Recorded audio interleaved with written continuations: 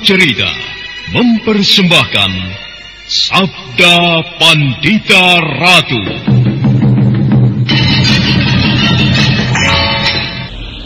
Cepat padamkan api itu. Ayo, siram dengan air. Ayo. Kau masih hidup, Le. Kau masih belum mati, Padrawati. Kau masih hidup, Le. Ayo, kosongkan tempat ini. Jangan ada yang berada di dalam pendopo. Ayo, semuanya keluar. Berikan kecepatan kepada anak Mas Mariamon. Ayo, keluar. Kita keluar semuanya, keluar.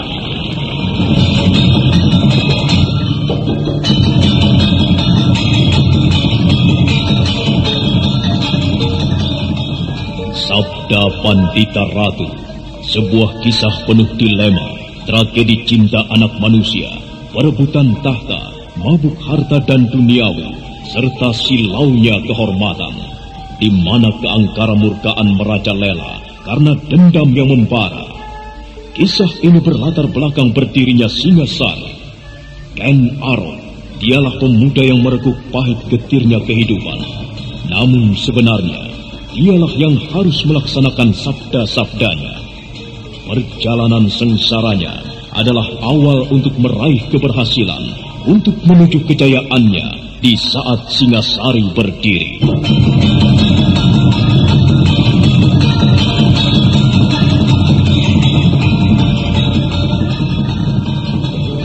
Paman memperhatikan ujung pemilik kapal itu? Iya, orang itu bernama Barat Maut.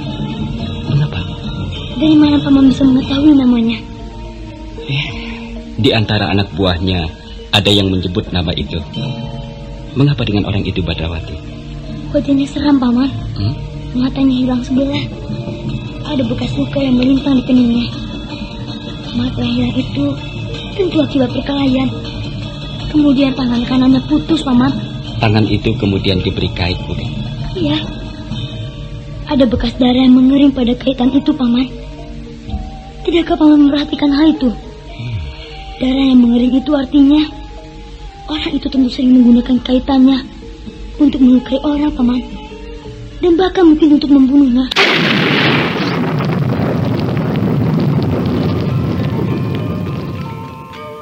Sabda Pandita Ratu. Naskah ditulis oleh Pondra Swasti Langit, diolah oleh Agung Bahrodi, didukung oleh artis-artis terkemuka Ferry Fadli, Eli Ermawati, M. Abud, Ivone Rose, dan lain-lain.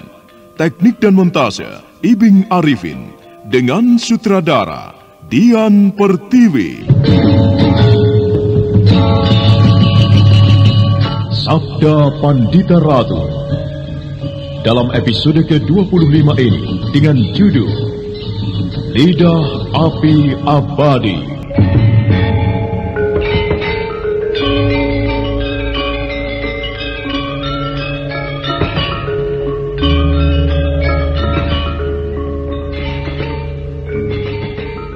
Dalam seri ke-745 ini dengan para pemain Norman sebagai Badrawati, Wenda Lubis sebagai Lare Angon, Ferry Fadli sebagai Kamaswara, Tata Burhan sebagai Palang Liring, dan Asdi Suhastra pengantar cerita.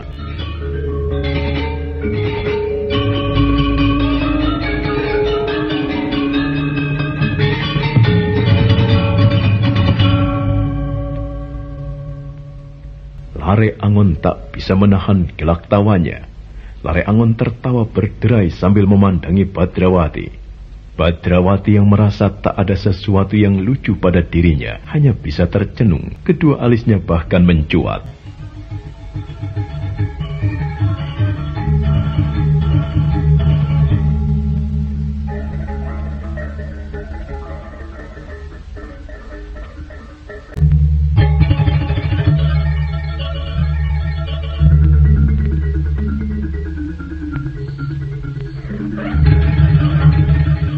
Sebenarnya, apa yang sedang Paman tertawakan? Jika ada yang Paman anggap lucu, di mana letak lucunya? Aku tidak melihat sesuatu yang lucu sama sekali. Aduh, kau masih anak-anak, Badrawati. Lalu? Ya, karena kau masih anak-anak, sebaiknya kau tidak usah memikirkan hal itu. Nanti kau jerawatan, Badrawati. Apakah kalau aku masih anak-anak, aku tak boleh memikirkan hal itu? Begitukah Paman Aryawan? Iya, kelak kalau kau telah cukup umur, kau boleh berhayal dan memikirkan. Jujurlah, kau sedang berhayal, bukan? Berhayal? Iya, cobalah kau jawab dengan jujur. Kau mulai berhayal, bukan? Bagaimana? Salahkah dugaanku? Aku tak tahu apakah aku sedang berhayal atau bagaimana. Akan tetapi, aku terlampau memikirkannya. Ada perasaan senang dalam hatimu kepada anak kedua Kiai Pangon itu? Entah ya, Paman. Hal yang demikian itu lumrah, Badrawati. Ketika aku seusia kau, aku pun sudah mulai berhayal. Dan hayalanku saat itu tetap sebatas hayalan seorang bocah. Paman menganggap aku masih berpikir seorang bocah. Harus dilihat dulu apa persoalannya, Badrawati. Persoalan yang lain, kau memang bukan bocah lagi. Bahkan kau telah melakukan hal-hal yang tidak mungkin dilakukan oleh seorang bocah dalam keadaan lumrah. Tetapi untuk urusan semacam yang sedang kau pikirkan sekarang, kau tetap seorang bocah. Belum pantas dan belum waktunya kau berangan-angan tentang seorang gadis, Badrawati. Bukan salahku, Paman. Putri Kiai Pangon itu sendiri yang menyebabkannya. Mau mendengar nasihatku, Badrawati? Nasihat dari seseorang yang lahir lebih dulu darimu, yang dengan demikian melihat lebih banyak dan makan asin garam lebih banyak darimu. Apa? Bahwa segala sesuatu itu tidak ada yang abadi. Bahwa cara pandang seseorang terhadap sebuah soal pun akan bergeser seiring dengan waktu yang bergeser pula. Besok pada saat waktu telah bergerak, cara pandangmu pada sebuah soal yang sangat menyita perhatianmu akan berubah seiring dengan suasana hatimu saat itu. Jika waktu bergeser setahun lagi, maka yang terjadi sekarang akan menjadi setahun yang lalu. Apalagi jika waktu bergerak ribuan tahun, maka saat yang terjadi sekarang akan menjadi sejarah. Jika kau memandang sebuah persoalan dengan kemarahan, maka kadar kemarahan itu akan berubah jika waktu lewat.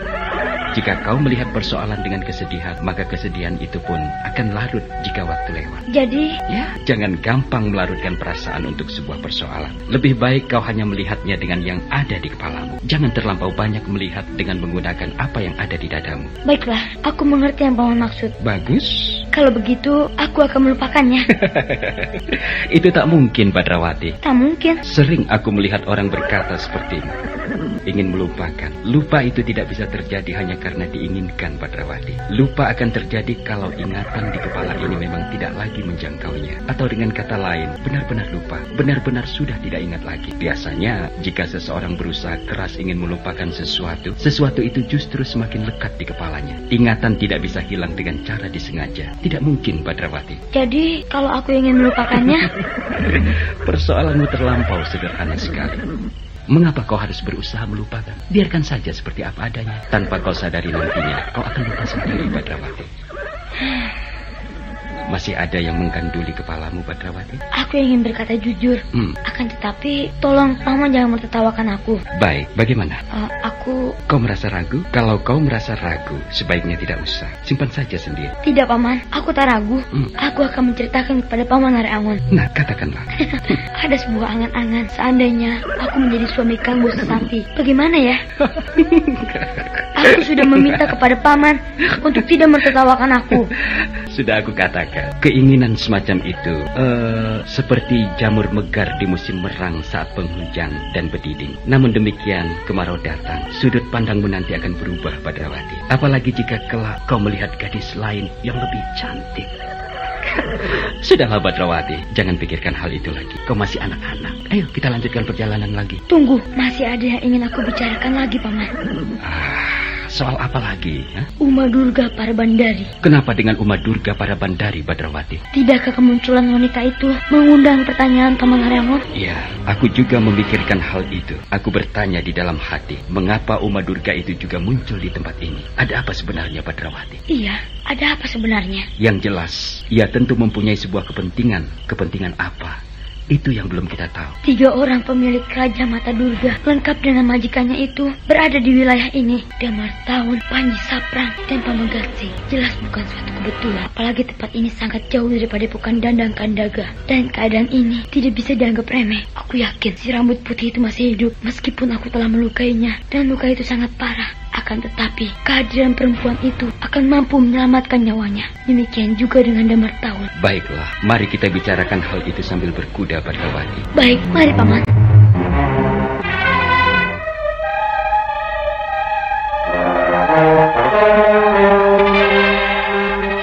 Waktu bergerak menuju ke pusat malam, Badrawati dan Lare Angon terus berkuda menyusuri jalanan setapak menuju ke arah barat. Sementara itu, pada saat itu pula, seseorang tengah merenungi sebuah pulau yang nampak seperti gundukan gelap di kejauhan. Pemuda itu duduk di atas batu di tepi pantai. Pemuda itu adalah Kameswara.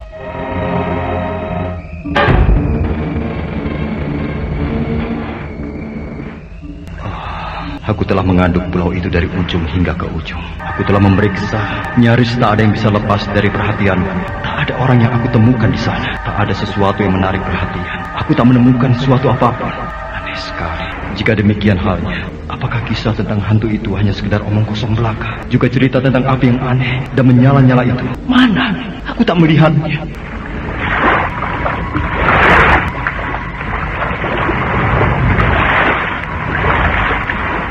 Sebuah keadaan yang aneh. Keadaan perkampungan Cilacap ini sebenarnya telah bercerita. Keadaan perkampungan ini mengingatkan aku pada perkampungan Hamuncar di Belambangan, yang saat itu benar-benar sepi karena ditinggalkan oleh penduduknya. Penduduk Hamuncar mengungsi karena ada bahaya besar berwujud kabut yang mampu membunuh dan menyergap apapun. Perkampungan ini benar-benar perkampungan yang mati. Aku telah memeriksanya pula, akan tetapi aku tak menemukan seorang pun. Cuma bedanya, penduduk perkampungan ini masih sempat berkemas dengan membawa benda-benda yang berharga yang mereka miliki. Ada apa?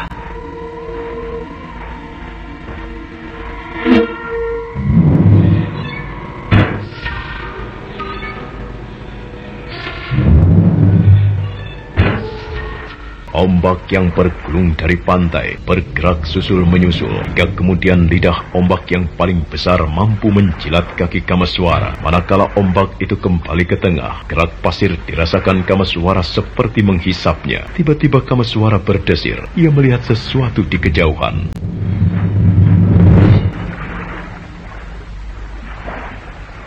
Aku melihat perahu.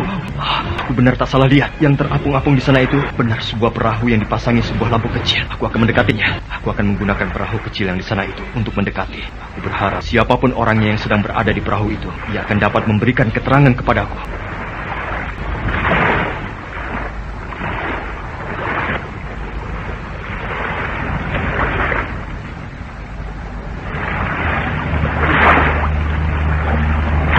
Gila, mana dia? Mana dia? Mana dia? Mana perahu tadi? Ada. Tidak mungkin tadi di sebelah sana. Tapi mana sekarang? Kemana?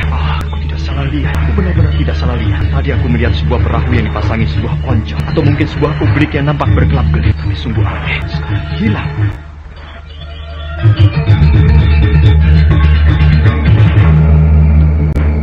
Kameswara merasa penasaran. Ia menebarkan pandangan matanya. Bahkan apa yang dilakukannya itu dilambarinya dengan kemampuan kanuragannya. Dengan ketajaman mata yang berlipat-lipat, Kameswara menjelajahi permukaan air yang tak pernah tenang. Tapi yang dicarinya bagaikan lenyap di telan ombak. Merasa tak berhasil, Kameswara kembali membawa perahunya menepi. Namun demikian ia tetap merasa amat penasaran.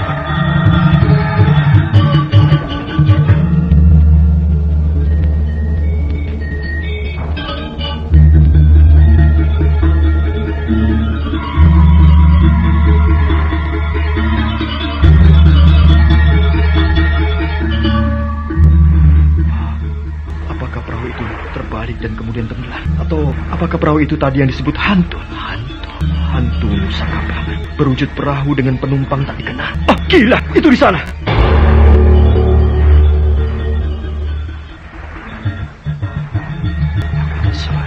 Di sana ada perahu kecil, terayun-ayun oleh ombak yang bergerak. Ada perahu kecil dengan sebuah ublik yang menyala. Ya, baik. Aku akan memusatkan kekuatan gaib air suci yang kudapat di kambang ayun itu melalui tatapan mataku.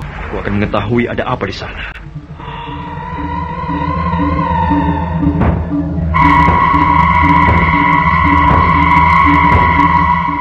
Kameswara berdiri tegak. Dengan cara itu ia membangkitkan kekuatan aneh dari air suci kambang ayu yang telah mengeram di dalam tubuhnya. Dengan kekuatan itu ia mempertajam pandangan matanya sehingga apa yang berada jauh di depan nampak menjadi jelas.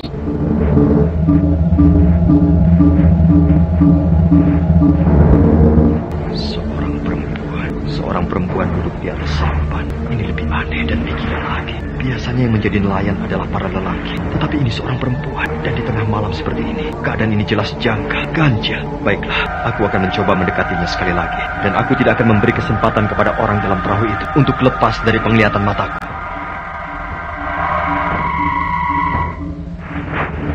Ia masih kelihatan. Aku akan mendekatinya. Kau tidak akan berhasil, Kameswara. Oh, siapa kau? Kau bernama Kameswara, bukan? Sudah mengetahui namaku. Dan ia mampu datang, muncul begitu tiba-tiba tanpa aku ketahui. Itu berarti orang ini mempunyai ilmu kanuragan yang tak boleh aku anggap remeh. Kau belum menjawab pertanyaanku, kawan. Benarkah kau Kameswara? Iya, aku Kameswara. Kau siapa? Namaku Balang Lirik. Balang Lirik? Itu namamu sebenarnya? Orang tuaku memberi aku nama Ladu karena aku lahir bersamaan dengan meletusnya sebuah gunung dan terjadi banjir lahar atau ladu. Di kemudian hari, aku lebih senang menggunakan nama Balang Lirik. Balang berarti lempar. Liring adalah lirikan mata. Iya, itulah artinya. Mengapa tadi kau mengatakan bahwa aku tidak akan berhasil? Berhasil apa? Bukankah kau tertarik pada perahu dengan lampu kecil yang terapung-apung di sana itu? Kau ingin mendekatinya, bukan? Iya. Kau tidak akan berhasil. Mengapa? Karena yang sedang menarik perhatianmu itu adalah hantu.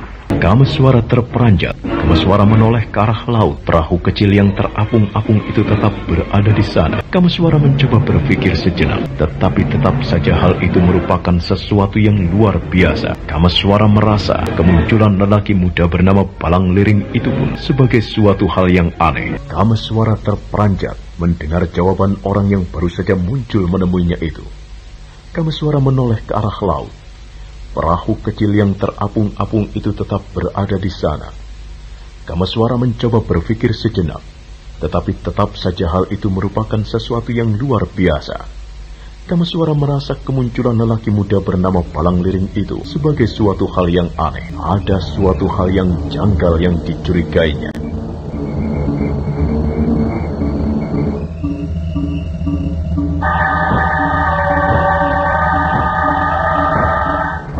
Hantu? Iya, hantu. Kau tidak sedang bercanda di sana. Kau lihatlah perkampungan itu di sana, Kameswara. Kau tentunya telah melihat keanehan, bukan? Perkampungan itu bernama Cilacap. Perkampungan yang telah ditinggalkan oleh penghuninya karena mereka takut. Oleh hantu itu? Salah satu di antaranya. Oh, kalau begitu ada penyebab lain? Ada beberapa penyebab yang membuat para penduduk ketakutan. Baiklah, terima kasih untuk keterangan yang kau berikan. Dan memang itulah yang aku butuhkan. Aku memerlukan beberapa keterangan. Aku nyaris putus asa karena aku tidak bertemu dengan orang sama sekali di tempat itu. Akan tetapi tetap merupakan suatu hal yang luar biasa bahwa Kisanak mengenal namaku. Bagaimana itu bisa terjadi? Beberapa hari aku berada di sini memang menunggu kedatanganmu. Menunggu kedatanganku? Iya. Apakah kau merasa mempunyai keperluan denganku? Iya. Katakan, apa keperluan?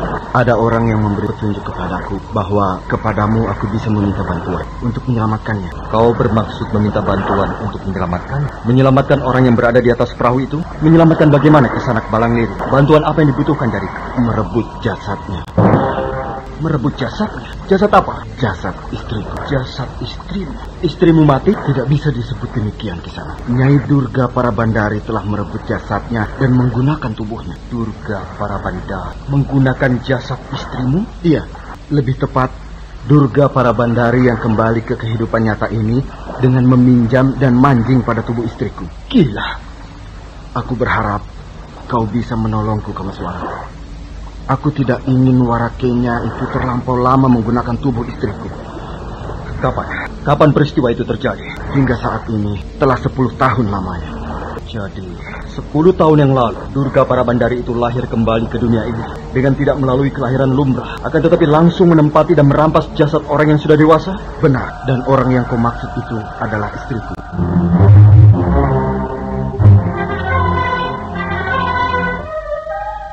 Kameswara memandang ke arah laut. Perahu kecil itu masih tetap terapung-apung di sana. Kameswara mencoba mempertajam tatapan matanya kembali. Kameswara berdesir melihat wujud orang yang duduk di atas perahu itu. Memang mirip dengan wajah Parabandari. Kameswara tercenung dan berpikir. Matanya memandang Balang Liring dengan tatapan curiga.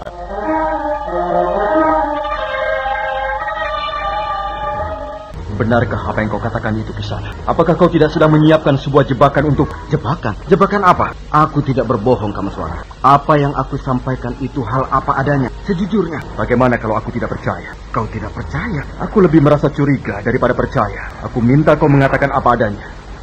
Jangan berbohong kepadaku. Ketajaman hidungku membawi adanya kebohongan di sini. Aku tidak berbohong. Aku telah mengatakan padamu apa adanya. Orang yang berada di perahu itu adalah istriku. Namun ia tak berada di alam kita.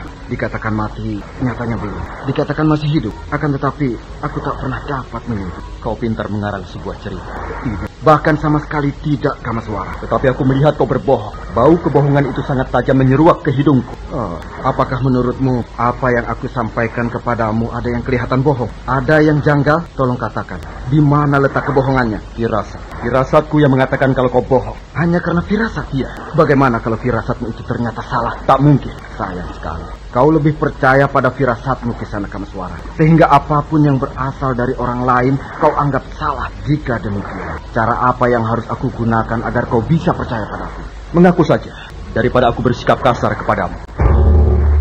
Berbicaralah yang jujur. Sayang, dan aku menjadi kecewa. Sayang dan kecewa bagaimana? Sayang karena kau terlampau percaya pada sebuah firasat. Dan aku menjadi kecewa karena seperti itulah sikapmu. Beberapa hari aku berada di sini dan menunggu kedatanganmu.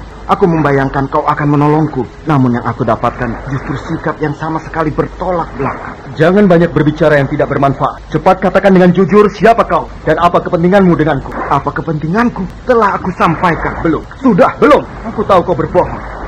Dan aku tahu bahwa sebenarnya kau bekerja sama dengan Durga Parabandari itu untuk membunuh anak lelakiku.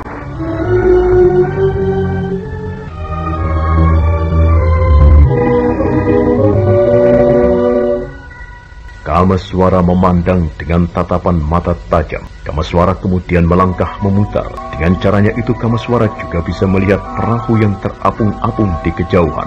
Balang Liring menjadi kebingungan justru oleh sikap Kameswara yang ternyata tak bersahabat dan malah kasar. Balang Liring yang terkejut oleh tuduhan itu masih mencoba meredakan gejolak yang mulai bangkit di dadanya.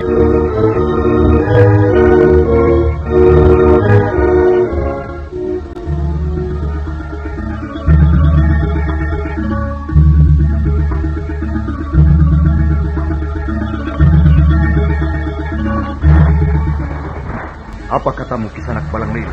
Aku bingung. Aku tak tahu harus mengatakan apa. Kau tetap tidak mau mengatakan sesuatu yang sedang kau sembunyikan? Kisana Kameswara, aku tidak merasa menyembunyikan sesuatu. Silakan, apa yang akan kau lakukan? Aku akan memaksamu. Kau akan memaksaku? Iya, kau memang perlu ditaboki agar mau buka mulut. Gila, agar aku jangan disebut orang yang tidak tahu tata krama dunia olah kanuragan. Ayo, bersiaplah. Aku sudah mengingatkan kepadamu agar mempersiapkan diri. Selanjutnya, apakah kau siap atau tidak? Aku akan tetap menyerangmu. Kau akan memaksakan sebuah perkelahian dengan aku, Kameswara? Iya. Bukan main. Jangan menghindar.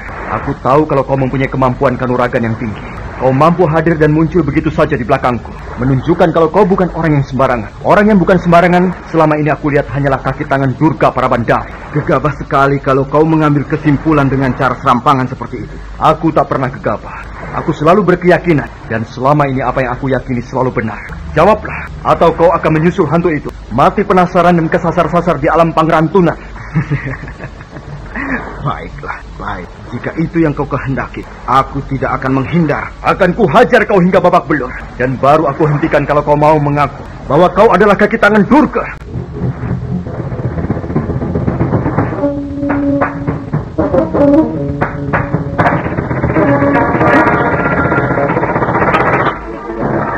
Kameswara telah mengambil ancang-ancang. Kedua kakinya melangkah mundur dengan mengurat jejak pada pasir laut. Namun demikian ombak menjilatnya, maka gurat jejak itu pun menghilang. Balang Liring segera mengambil jarak pula. Ia telah bersiap-siap untuk melindungi diri. Bahkan jika perlu, terpaksa harus dengan membunuh lawannya. Kedua tangannya disilangkan. Kameswara melihat sikap itu sebagai sebuah gerak kanuragan yang sederhana.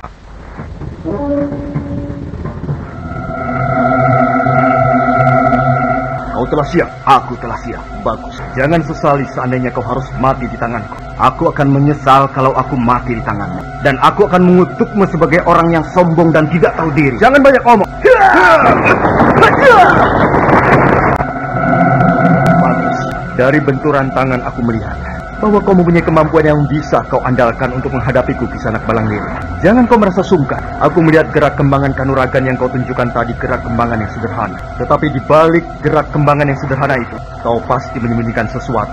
Serang aku, Balangliring. Serang aku kalau perlu, bagaikan ombak yang berdebur susul menyusul itu. Dan aku tak akan sungkan-sungkan untuk membunuhmu. Namun aku tetap menyesali pertarungan ini, Kisanak Kameswara. Aku bukan kaki tangan Durga Parabandari. Kaki tangan mata tiga itu memiliki rajah di tangan kirinya. Lihat, apakah aku memilikinya? Kaki tangan mata tiga itu tidak harus memiliki rajah Trinetra. Tidak mempunyainya sekalipun bisa. Baiklah, rupanya kau tidak bisa mempercayai orang lain. Kau hanya mempercayai dirimu sendiri. Manusia semacam kau rupanya jenis lelaki pencemburu. Melihat ada lelaki lain yang lebih tampan. Apa maksudnya? Bahkan pengilon yang tak bersalah pun mungkin akan kau pecahkan hingga berantakan. Cukup!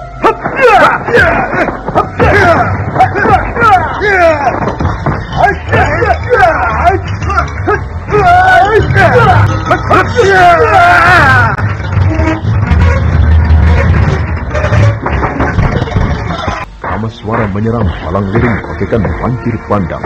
Namun kekuatan serangan yang mengalir menapak perlahan, tidak langsung merambah pada bobot serangan yang berbahaya. Kameswara menambah kekuatan serangan setingkat demi setingkat, manakala telah mengukur kemampuan orang yang bernama Balangliring itu, yang ternyata mampu mengimbanginya. Perkelahian itu pun kemudian berlangsung semakin sengit.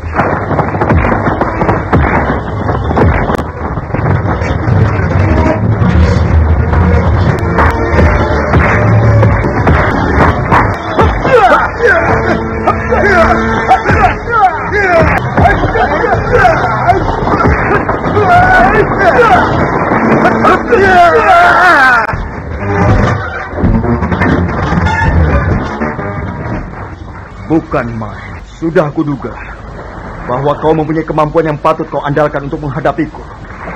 Namun aku yakin pada saatnya kemampuanmu untuk meningkatkan bobot serangan itu akan mentok dan tak bisa meningkat lagi. Sementara sebaliknya denganku, kekuatanku akan terus mengalir melandamu. Tak kuduga orang yang bernama Kameswara yang namanya menggetarkan pegunungan di ujung timur Pulau Jawa ini berhati sombong. Kau banyak mengetahui siapa aku. Jelas kau adalah kaki tangan Durga Parabandari. Sebuah cara menarik kesimpulan yang kekanak-kanakan, Kameswara. Persetan, matilah kau di tanganku. Kau hanya bisa mengancam. Kameswara dan Balangliring kembali saling serang menyerang dengan dahsyat. Setapak demi setapak Kameswara meningkatkan bobot serangannya. Demikian juga dengan Balangliring, terus menguras kemampuan untuk mengimbangi Kameswara. Maka pertarungan itu pun dengan cepat meningkat, merambah pada tataran yang semakin tinggi. Nun jauh di sana, perahu dengan lampu ublik itu masih tetap terapung-apung, seolah tak peduli dengan apa yang terjadi. Nah, mampukah Balangliring mengimbangi Kameswara? Benarkah ia kaki tangan Durga Parabandari seperti yang dituduhkan oleh Kameswara?